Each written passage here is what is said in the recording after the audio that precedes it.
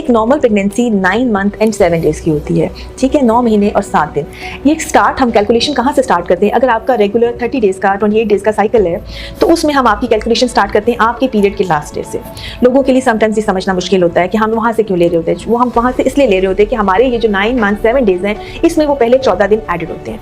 अमूमन pregnancy start होती है पीरियड के 14वें दिन से, ठीक है। तो जब एक नॉर्मल प्रेगनेंसी हम कैलकुलेट कर रहे होते हैं तो हम पीरियड के फर्स्ट डे से कैलकुलेशन स्टार्ट करते हैं।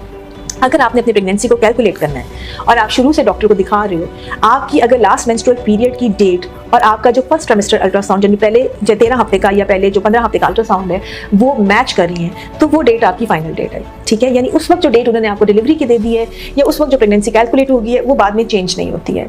अमूमन जैसे कि कुछ अगर पहले अल्ट्रासाउंड नहीं हुए और आप सेकंड ट्राइमेस्टर में अल्ट्रासाउंड करवा रहे हो या एनोमली स्कैन करवा रहे हो तो उस अल्ट्रासाउंड के हिसाब से अगर कोई डेट फाइनलाइज कर दी गई है तो वही डेट फाइनल होती है। इसके बाद उस डेट को चेंज नहीं किया जाता।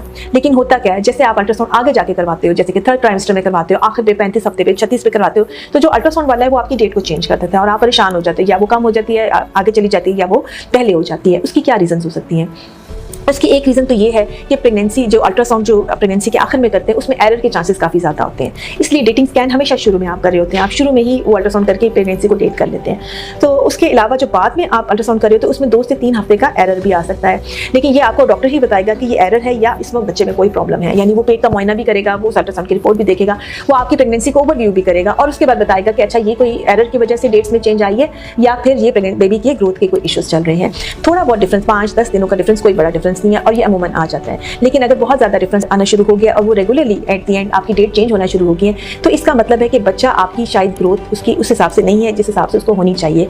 इस टाइम पे हम डेट को अल्ट्रासाउंड की डेट देकर चेंज नहीं करते हैं, रादर हम प्रेगनेंसी को उसी डेट से लेकर चलते हैं जो आपने हमें शुरू में बताई होती है या डेटिंग स्कैन से हमने उसको निकाली होती है।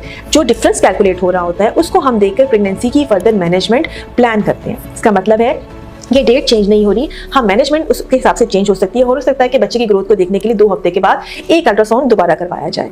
सो ये बहुत ज़रूरी है कि आप प्रेगनेंसी के शुरू के जो 3 महीने हैं या 4 महीने हैं उसमें एक अल्ट्रासाउंड ज़रूर करवाइए और उस अल्ट्रासाउंड को संभाल के रखिए, क्योंकि जो डेट प्रेगनेंसी की उस वक्त फाइनलाइज होगी अमूमन वही फाइनल डेट होती है। हाँ, आगे जाके अगर बच्चे में कोई प्रॉब्लम आ रही होती है और डेट चेंज होती है तो इसका मतलब है कि शायद ये प्रेगनेंसी आपको अर्ली डिलीवरी करवानी पड़ जाए या उसके हिसाब से चीज़ को डायग्नोज करके, हो सकता है शुगर का इशू और बच्चा अपनी ग्रोथ से ज़्यादा जा रहा हो, तो चीज़ों को डायग्नोज करके टाइमली अगर मैनेज कर दिया जाए तो हम डेफिनेटली हमारी जो प्रेगनेंसी है उसकी कॉम्प्लिकेशन रेट बहुत कम हो जाती है।